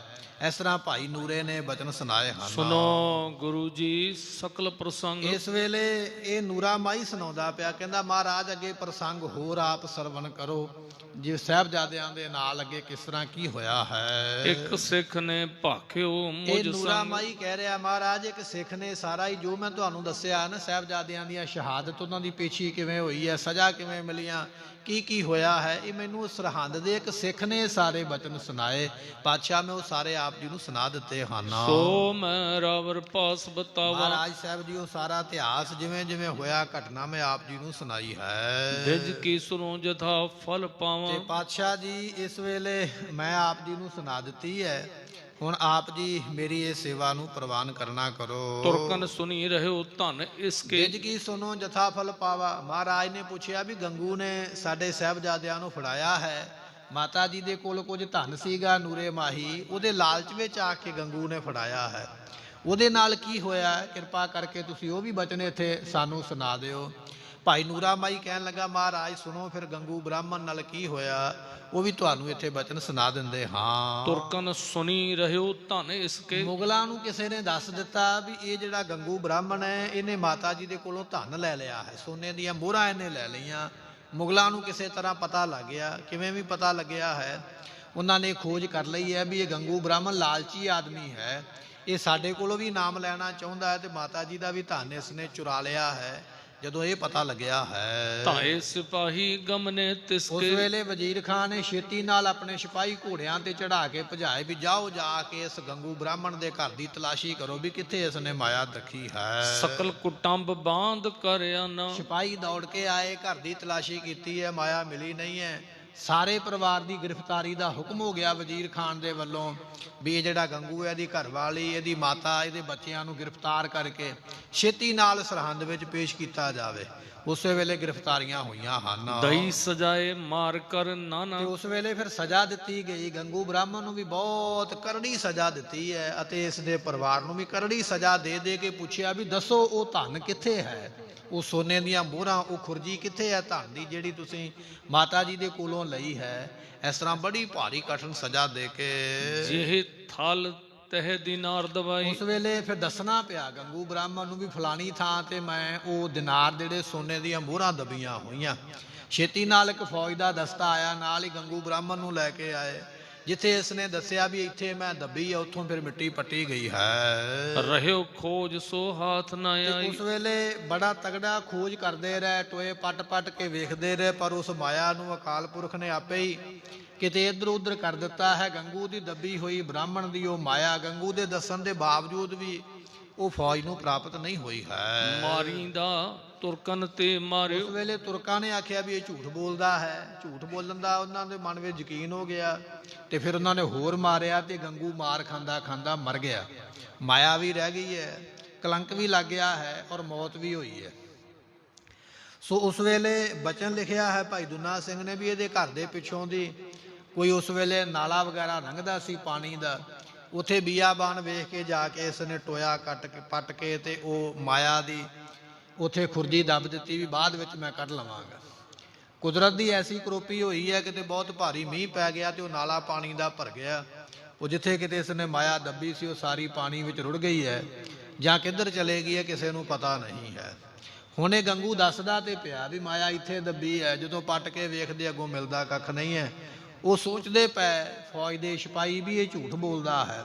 ਗੰਗੂ ਨੂੰ ਮਾਰ ਮਾਰ ਕੇ ਫਿਰ ਉਹਨਾਂ ਨੇ ਜਾਨੋਂ ਹੀ ਮਾਰ ਦਿੱਤਾ ਹੈ। ਤਾਤਕਾਲ ਫਲ ਭੋਗਨ ਕਰਿਓ। ਸੋ ਗੁਰਮੁਖੋ ਜਿਹੜਾ ਇਸ ਤਰ੍ਹਾਂ ਮਾੜੇ ਕੰਮ ਕਰਦਾ ਹੈ ਨਾ, ਉਹ ਛੇਤੀ ਨਾਲ ਆਪਣੀ ਕੀਤੀ ਦਾ ਫਲ ਪਾ ਲੈਂਦਾ। ਮਹਾਰਾਜ ਦਾ ਬਚਨ ਹੈ, ਜੋ ਜੋ ਤੇਰੇ ਭਗਤ ਦੁਖਾਏ ਉਹ ਤਤਕਾਲ ਤੁਮ ਮਾਰਾ। ਤਤਕਾਲ ਛੇਤੀ ਨਾਲ, ਜਿਹੜਾ ਰੱਬ ਦੇ ਭਗਤਾਂ ਨੂੰ, ਗੁਰਮੁਖਾਂ ਨੂੰ, ਸੰਤਾਂ ਨੂੰ, ਨਾਮ ਜਪਣ ਵਾਲਿਆਂ ਨੂੰ, ਗੁਰੂ ਕਿਆ ਸਿੱਖਾਂ ਨੂੰ ਜਿਹੜਾ ਦੁੱਖ ਦਿੰਦਾ ਹੈ, ਰੱਬ ਫਿਰ ਬੜੀ ਛੇਤੀ ਉਹਦੀ ਖਬਰ ਲੈਂਦਾ ਆ ਕੇ ਵੀ ਚੱਲ ਤੈਨੂੰ ਫਿਰ ਹੁਣ ਸਿੱਧਾ ਕਰੀਏ। ਇਸ ਗੰਗੂ ਦੇ ਕਾਰਨ ਇਹ ਸਾਰਾ ਪਾਪ ਹੋਇਆ ਹੈ। ਫਿਰ ਛੇਤੀ ਨਾਲ ਇਸ ਨੇ ਆਪਣੀ ਕੀਤੀ ਕਰਤੂਤ ਦਾ ਫਲ ਵੀ ਪਾਇਆ ਹੈ। ਅਬ ਸਤਿਗੁਰੂ ਪ੍ਰਿਯੰਕੈ ਥਿਰੇ। ਸਤਿਗੁਰੂ ਪਾਤਸ਼ਾਹ ਇਸ ਵੇਲੇ ਪਲੰਘੇ ਤੇ ਬੈਠੇ ਹੋਏ ਨੇ। ਜਦੋਂ ਇਹ ਨੂਰਾ ਮਾਈ ਸੁਣਾਉਂਦਾ ਪਿਆ ਨਾ, ਤੇ ਆਪਾਂ ਫੋਟੋ ਵੀ ਕਈ ਵਾਰੀ ਦਰਸ਼ਨ ਕਰਦੇ ਆਂ ਵੀ ਮਹਾਰਾਜ ਪਲੰਘੇ ਤੇ ਬੈਠੇ ਤੇ ਚਰਨ ਮਹਾਰਾਜ ਨੇ ਥੱਲੇ ਧਰਤੀ ਤੇ ਉਸ ਵੇਲੇ ਰੱਖੇ ਹੋਏ ਸਨ। ਲੱਤਾਂ ਲਮਕਾ ਕੇ ਨਹੀਂ ਆਪਾਂ ਬੈਠ ਜਾਂਦੇ, ਇਸ ਤਰ੍ਹਾਂ ਮਹਾਰਾਜ ਉਸ ਵੇਲੇ ਪਲੰਘ ਦੇ ਉੱਪਰ ਬੈਠੇ ਹੋਏ ਹਨ। ਦੋਨੋਂ ਚਰਨ ਧਰਾ ਪਰ ਧਰੇ। ਦੋਨੇ ਮਹਾਰਾਜ ਦੇ ਪਵਿੱਤਰ ਚਰਨ, ਜਿਨ੍ਹਾਂ ਚਰਨਾਂ ਤੇ ਮੱਥਾ ਟੇਕ ਕੇ ਮੁਕਤੀ ਦੀ ਦਾਤ ਮਿਲਦੀ ਹੈ, ਉਹ ਪਵਿੱਤਰ ਚਰਨ ਇਸ ਵੇਲੇ ਮਹਾਰਾਜ ਨੇ ਧਰਤੀ ਦੇ ਉੱਪਰ ਰੱਖੇ ਨੇ। ਸਤਿਗੁਰਾਂ ਦੇ ਚਰਨ ਇਸ ਵੇਲੇ ਬੜੇ ਲਾਲ ਨੇ, ਨਿੱਕੇ ਨਿੱਕੇ ਜ਼ਖਮ ਉਹਦੇ ਉੱਪਰ ਹੋਏ ਹੋਏ ਅਤੇ ਕੰਡੇ ਵਗੈਰਾ ਵੱਜ ਕੇ ਉਹਨਾਂ ਵਿੱਚੋਂ ਖੂਨ ਵੀ ਸਿੰਬਿਆ ਹੋਇਆ ਹੈ। ਇਸ ਤਰ੍ਹਾਂ ਮਹਾਰਾਜ ਦੇ ਚਰਨ ਧਰਤੀ ਦੇ ਉੱਪਰ ਇਸ ਵੇਲੇ ਟਿਕੇ ਹੋਏ ਹਨ। ਬੂਟ ਖਰੋ ਕਾਹੂ ਕੋਹੇ। ਜਦੋਂ ਮਹਾਰਾਜ ਇਹ ਬਚਨ ਸੁਣਦੇ ਪਏ, ਕਹਿੰਦੇ ਉੱਥੇ ਇੱਕ ਕਾਈ ਦਾ ਬੂਟਾ ਸੀ। ਮਹਾਰਾਜ ਦੀ ਨਿਗਾਹ ਪੈ ਗਿਆ। ਕਾਈ ਇੱਕ ਗੁਰਮੁਖੋ ਇੱਕ ਤਰ੍ਹਾਂ ਦੀ ਆਪਾਂ ਕਹਿ ਸਕਦੇ ਹਾਂ ਜਿਵੇਂ ਦਿਬ ਵਗੈਰਾ ਹੁੰਦੀ ਹੈ, ਇਸ ਤਰ੍ਹਾਂ ਦੀ ਕਾਂ ਹੁੰਦੀ ਹੈ। ਇਸ ਦੇ ਪਤਲੇ ਪਤਲੇ ਜਿਹੜੇ ਨੇ ਉਸ ਵੇਲੇ ਹੁੰਦੇ ਨੇ ਉੱਪਰ ਨੂੰ ਟਾਹਣੀਆਂ ਵਗੈਰਾ ਦੀਆਂ। ਕਾਈ ਦਾ ਬੂਟਾ ਜਿਸ ਨੂੰ ਕਾਂ ਕਿਹਾ ਜਾਂਦਾ, ਦਰਿਆਵਾਂ ਦੇ ਕਿਨਾਰਿਆਂ ਤੇ ਆਮ ਹੀ ਮਿਲ ਜਾਂਦੀ ਹੈ। ਸੋ ਕਹਿਣ ਲੱਗੇ ਨਿੱਕਾ ਜਿਹਾ ਇੱਕ ਬੂਟਾ ਮਹਾਰਾਜ ਦੀ ਨਿਗਾਹ ਵਿੱਚ ਪੈ ਗਿਆ ਹੈ। ਤਿਸ ਕੀ ਜਰ ਕੋ ਖਨਹਿ ਸਤਿਗੁਰੂ ਕਨੇਰੇ। ਪਾਤਸ਼ਾਹ ਮਹਾਰਾਜ ਦੇ ਹੱਥ ਵਿੱਚ ਤੀਰ ਫੜਿਆ ਹੋਇਆ ਸੀ। ਨੂਰਾ ਮਾਈ ਪ੍ਰਸੰਗ ਸੁਣਾਉਂਦਾ ਪਿਆ। ਮਹਾਰਾਜ ਜੀ ਕਾਈ ਦੇ ਬੂਟੇ ਦੇ ਵੱਲ ਵੇਖਦੇ ਪਏ। ਇਧਰੋਂ ਨੂਰੇ ਨੇ ਪ੍ਰਸੰਗ ਸੁਣਾਇਆ, ਮਹਾਰਾਜ ਜੀ ਸਰਹੰਦ ਦੀ ਧਰਤੀ ਤੇ ਇਸ ਤਰ੍ਹਾਂ ਸਾਹਿਬਜ਼ਾਦਿਆਂ ਨੂੰ ਸ਼ਹਾਦਤ ਪ੍ਰਾਪਤ ਹੋਈ ਹੈ। ਪਾਤਸ਼ਾਹ ਜੀ ਨੇ ਤੀਰ ਦੀ ਨੋਕ ਦੇ ਨਾਲ ਉਸ ਵੇਲੇ ਉਹ ਜਿਹੜਾ ਕਾਈ ਦਾ ਬੂਟਾ ਹੈ, ਉਹਦੀਆਂ ਜੜ੍ਹਾਂ ਵਿੱਚੋਂ ਉਸ ਵੇਲੇ ਮਿੱਟੀ ਪੱਟ ਕੇ ਉਸ ਨੂੰ ਖਾਲੀ ਕਰ ਦਿੱਤਾ ਹੈ। ਕਰਦ ਹੱਥ ਮੈਂ ਧਾਰਨ ਕਰੇ। ਤੇ ਸਤਿਗੁਰੂ ਪਾਤਸ਼ਾਹ ਮਹਾਰਾਜ ਸਾਹਿਬ ਜੀਆਂ ਨੇ ਇਸ ਵੇਲੇ ਤੀਰ ਆਪਣੇ ਹੱਥ ਵਿੱਚ ਫੜਿਆ ਹੈ। ਤੀਰ ਦੀ ਡੰਡੀ ਹੱਥ ਵਿੱਚ ਫੜੀ ਹੈ ਤੇ ਨੋਕ ਦੇ ਨਾਲ ਮਹਾਰਾਜ ਸਾਹਿਬ ਜੀ ਉਸ ਕਾਈ ਦੇ ਬੂਟੇ ਦੀ ਮਿੱਟੀ ਝਾੜਦੇ ਪਏ ਹਨ। ਸਗਲ ਪ੍ਰਸੰਗ ਸੁਨਿਓ ਚਿਤ ਧਰੇ। ਤੇ ਸਤਿਗੁਰੂ ਐ ਪੂਰੇ ਧਿਆਨ ਦੇ ਨਾਲ ਨੂਰਾ ਮਾਈ ਕੱਲੀ ਕੱਲੀ ਇਸ ਨੇ ਗੱਲ ਸੁਣਾਈ ਹੈ। ਸਾਹਿਬਜ਼ਾਦਿਆਂ ਦੀ ਗ੍ਰਿਫਤਾਰੀ, ਫਿਰ ਸ਼ਹੀਦੀ, ਫਿਰ ਮਾਤਾ ਜੀ ਦੀ ਸ਼ਹੀਦੀ, ਫਿਰ ਟੋਡਰ ਮਲ ਦਾ ਪ੍ਰਸੰਗ, ਫਿਰ ਮੋਤੀ ਮਹਿਰੇ ਦਾ ਪ੍ਰਸੰਗ, ਜਿਹੜਾ ਆਪਾਂ ਪਿੱਛੇ ਇਤਿਹਾਸ ਵਿੱਚ ਸਾਰੇ ਬਚਨ ਸਰਵਨ ਕਰ ਲਏ। ਮਹਾਰਾਜ ਬੜੇ ਧਿਆਨ ਦੇ ਨਾਲ ਇਹ ਸਾਰੇ ਬਚਨ ਸੁਣਦੇ ਪਏ ਹਨ। ਬਹੁਰ ਬੂਝ ਨਾ ਕੀਨ ਗੁਸਾਈ। ਸਤਿਗੁਰੂ ਪਾਤਸ਼ਾਹ ਮਹਾਰਾਜ ਸਾਹਿਬ ਜੀ ਨੇ ਸਾਰੀ ਗੱਲ ਸੁਣੀ ਹੈ। ਕਹਿਣ ਲੱਗੇ ਨੂਰਿਆ ਹੁਣ ਸਾਡੇ ਕੁਝ ਸਵਾਲ ਨੇ, ਉਹਨਾਂ ਸਵਾਲਾਂ ਦਾ ਵੀ ਜਵਾਬ ਦੇ ਤਾਂ ਕਿ ਚੰਗੀ ਤਰ੍ਹਾਂ ਇਹ ਪਤਾ ਲੱਗ ਸਕੇ। ਮਹਾਰਾਜ ਕਹਿਣ ਲੱਗੇ ਨੂਰੇ ਮਾਹੀ ਅਸੀਂ ਤੇਰੇ ਕੋਲੋਂ ਕੁਝ ਪੁੱਛਦੇ ਹਾਂ। ਜਹਾਂ ਸਭਾ ਤੁਰਕਨ ਸਮੁਦਾਈ। ਮਹਾਰਾਜ ਕਹਿੰਦੇ ਜਿੱਥੇ ਸਭਾ ਲੱਗੀ ਹੋਈ ਸੀ ਉਸ ਵੇਲੇ, ਜਿੱਥੇ ਕਚਹਿਰੀ ਲੱਗੀ ਹੋਈ ਹੈ, ਉੱਥੇ ਬੜੇ ਲੋਕ ਬੈਠੇ ਹੋਣਗੇ ਨਾ। ਨੂਰਿਆ ਕਹਿਣ ਲੱਗਾ ਮਹਾਰਾਜ ਸੈਂਕੜਿਆਂ ਦੀ ਗਿਣਤੀ ਵਿੱਚ ਬੈਠੇ ਹੋਏ। ਤੇ ਪਾਤਸ਼ਾਹ ਫਿਰ ਪੁੱਛਦੇ ਪਏ ਹਨ ਬਿਨ ਮਲੇਰੀਅਨ ਅਪਰ ਭੇ ਕੋਈ। ਸਤਿਗੁਰੂ ਪਾਤਸ਼ਾਹ ਕਹਿਣ ਲੱਗੇ ਤੂੰ ਇਹ ਬਚਨ ਸੁਣਾਇਆ ਸੀ ਕਿ ਮਲੇਰਕੋਟਲੇ ਦਾ ਜਿਹੜਾ ਨਵਾਬ ਸੀਗਾ ਸ਼ੇਰ ਮੁਹੰਮਦ ਖਾਨ, ਉਹਨੇ ਆਖਿਆ ਸੀ ਵੀ ਸਾਹਿਬਜ਼ਾਦਿਆਂ ਨੂੰ ਨਾ ਮਾਰੋ, ਇਹ ਪਾਪ ਹੈ। ਨੂਰਾ ਮਾਈ ਕਹਿਣ ਲੱਗਾ ਹਾਂਜੀ ਮਹਾਰਾਜ ਉਹਨੇ ਕਿਹਾ ਹੈ।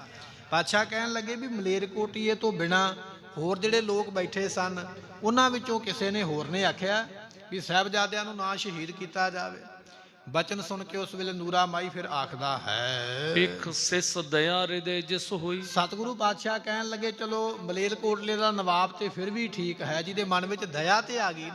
ਭਾਵੇਂ ਬੱਚੇ ਦੁਸ਼ਮਣ ਦੇ ਹੀ ਨੇ, ਪਰ ਬੱਚੇ ਵੇਖ ਕੇ ਆ ਗਿਆ ਤਰਸ ਵੀ ਨਹੀਂ ਇਹ ਛੋਟੇ ਨੇ, ਬੇਕਸੂਰ ਨੇ, ਇਹਨਾਂ ਨੂੰ ਕੁਝ ਨਹੀਂ ਹੋਣਾ ਚਾਹੀਦਾ।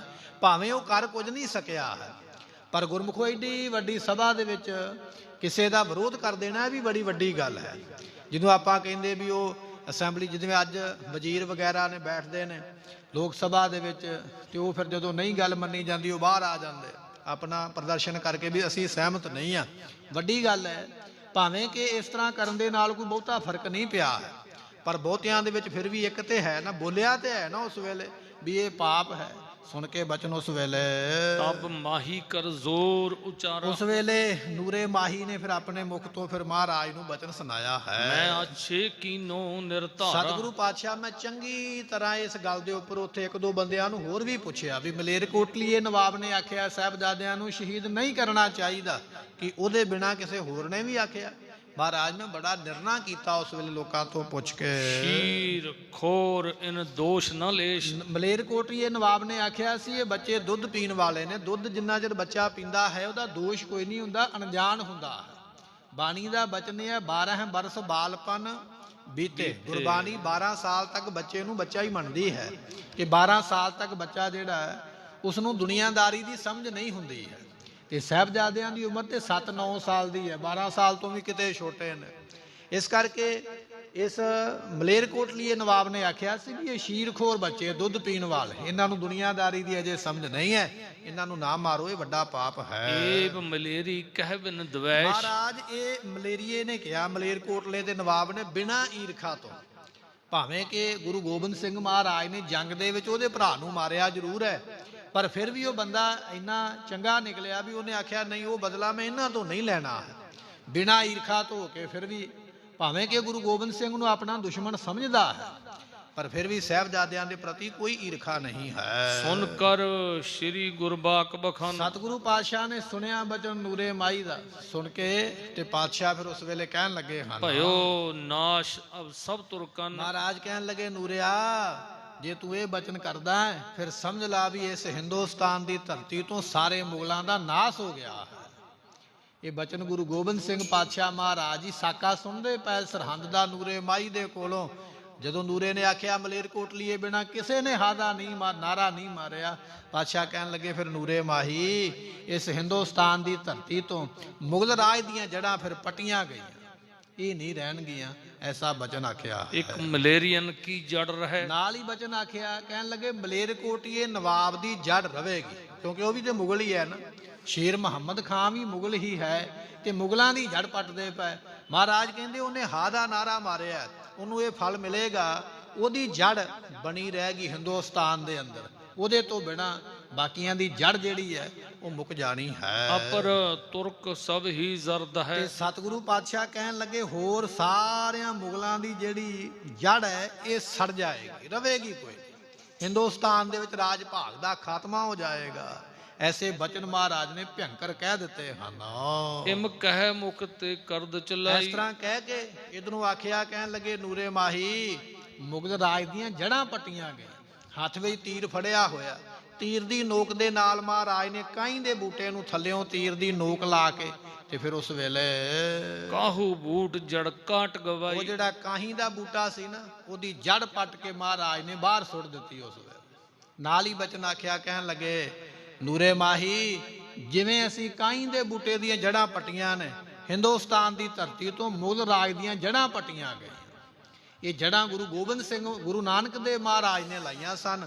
ਜਿਸ ਵੇਲੇ ਬਾਬਰ ਬਾਦਸ਼ਾਹ ਆਇਆ ਸੀ, ਮਹਾਰਾਜ ਮੇਰੀ ਪੁਸ਼ਤਾਂ ਨੂੰ ਰਾਜ ਬਖਸ਼ਿਸ਼ ਕਰ ਦਿਓ, ਤੇ ਇਸ ਦੇ ਰਾਜ ਭਾਗ ਦੀਆਂ ਜੜ੍ਹਾਂ ਲਾਉਣ ਵਾਲੇ ਗੁਰੂ ਨਾਨਕ ਦੇਵ ਪਾਤਸ਼ਾਹ ਜੀ, ਉਸੇ ਰਾਜ ਦੀਆਂ ਜੜ੍ਹਾਂ ਪੱਟਣ ਵਾਲੇ ਗੁਰੂ ਗੋਬਿੰਦ ਸਿੰਘ ਮਹਾਰਾਜ ਜੀ।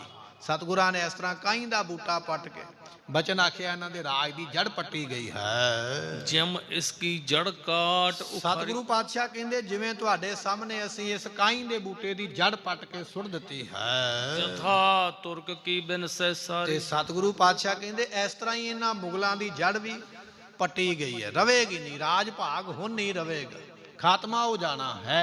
ये बचन आखे ਹਨ। केतक दिन में होए बिनासा। सतगुरु कहन लगे थोड़ा ही समा लगेगा, बहुता नहीं लगेगा, थोड़े समय ਵਿੱਚ ਇਹਨਾਂ ਦਾ ਰਾਜ ਭਾਗ ਨਸ਼ਟ ਹੋ ਜਾਣਾ ਹੈ। बिस्मावे जग देख ਤੇ तमाशा। ਸਾਰਾ ਸੰਸਾਰ ਉਸ ਵੇਲੇ ਹੈਰਾਨ ਹੋ ਜਾਏਗਾ ਇਹ ਕੌਤਕ ਵੇਖ ਕੇ। ਗੁਰਮੁਖੋ ਗੁਰੂ ਗੋਬਿੰਦ ਸਿੰਘ ਮਹਾਰਾਜ ਦੇ ਬਚਨ। ਰਾਏ ਕੱਲਾ ਉਸ ਵੇਲੇ ਚਰਨ ਫੜ ਕੇ ਬਹਿ ਗਿਆ, ਮਹਾਰਾਜ ਮਵੀ ਤੇ ਮੁਗਲ ਹਾਂ, ਤੁਸੀਂ ਤੇ ਮੁਗਲਾਂ ਦੀਆਂ ਜੜ੍ਹਾਂ ਪੱਟ ਦਿੱਤੀਆਂ, ਇਹ ਤੇ ਮਹਾਰਾਜ ਮੇਰੀਆਂ ਵੀ ਪੱਟੀਆਂ ਗਏ, ਆ ਮੇਰੇ ਤੇ ਰਹਿਮ ਕਰੋ। ਸਤਿਗੁਰੂ ਕਹਿਣ ਲੱਗੇ ਰਾਏ ਕੱਲਿਆ ਇਹ ਤੇ ਬਚਨ ਹੋ ਚੁੱਕਿਆ ਹੈ, ਇਹ ਉਹਨੂੰ ਵਾਪਸ ਨਹੀਂ ਹੋਣਾ ਹੈ, ਇਹ ਬਚਨ ਨਿਕਲ ਗਿਆ ਹੈ। ਜਿਹੜਾ ਬਚਨ ਹੋ ਜਾਵੇ ਉਹ ਮੁੜਦਾ ਨਹੀਂ ਹੈ। ਅੰਡ ਬਨਾਸੀ ਜੇਰ ਬਨਾਸੀ ਉਤ ਪੁਜ ਸੇਤ ਬਨਾਦਾ, ਗਿਰ ਬਸਦਾ ਜਲ ਪਵਨ ਜਾਏਗੋ, ਇੱਕ ਸਾਧ ਬਚਨ ਅਟ ਲਾਦਾ। ਮਹਾਂਪੁਰਖਾਂ ਦਾ ਬਚਨ ਨਿਕਲ ਜਾਵੇ ਉਹ ਵਾਪਸ ਕਿੱਥੇ ਮੁੜਦਾ ਹੈ। ਇਹ ਰਾਏ ਕੱਲੇ ਨੂੰ ਕਹਿੰਦੇ ਪਏ, ਕਹਿੰਦੇ ਬਚਨ ਹੋ ਗਿਆ ਭਾਈ, ਹੁਣ ਤੇ ਇਹ ਜੜ੍ਹਾਂ ਪੱਟੀਆਂ ਜਾਣੀਆਂ। ਰਾਏ ਕੱਲਾ ਕਿਵੇਂ ਵਾਰ-ਵਾਰ ਫਿਰ ਬੇਨਤੀਆਂ ਕਰਦਾ। ਮਹਾਰਾਜ ਫਿਰ ਇਹਨੂੰ ਕੀ ਬਚਨ ਕਰਦੇ ਹੋ, ਇਤਿਹਾਸ ਆਪਾਂ ਅੱਗੇ ਸਰਵਨ ਕਰਾਂਗੇ। ਨੂਰੇ ਮਾਹੀ ਨੇ ਕਿਵੇਂ ਦੁੱਧ ਛਕਾਇਆ ਮਹਾਰਾਜ ਨੂੰ ਲਿਆ ਕੇ, ਤੇ ਕਿਵੇਂ ਗੰਗਾ ਸਾਗਰ ਮਹਾਰਾਜ ਨੇ ਬਖਸ਼ਿਸ਼ ਕੀਤਾ, ਜੋ ਆਪ ਸੰਗਤਾਂ ਦਰਸ਼ਨ ਕਰਦੇ ਹੋ।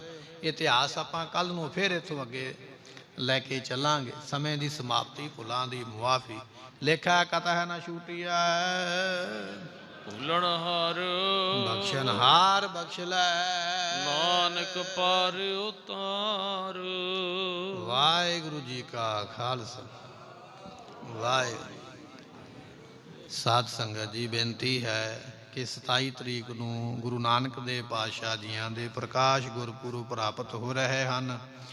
25 ਤਰੀਕ ਨੂੰ ਅਖੰਡ ਪਾਠ ਸਾਹਿਬ ਪ੍ਰਾਰੰਭ ਹੋ ਜਾਣਗੇ ਅਤੇ ਨਾਲ ਹੀ ਨਿਸ਼ਾਨ ਸਾਹਿਬ ਦੇ ਚੋਲਾ ਸਾਹਿਬ ਦੀ